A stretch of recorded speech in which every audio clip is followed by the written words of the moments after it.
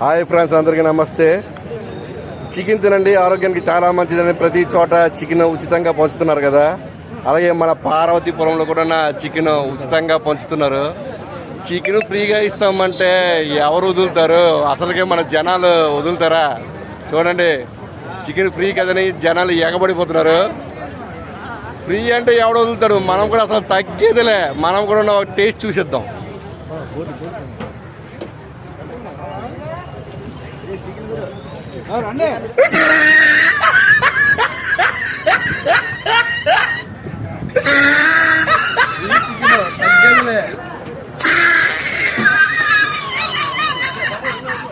Super ఉంది chicken.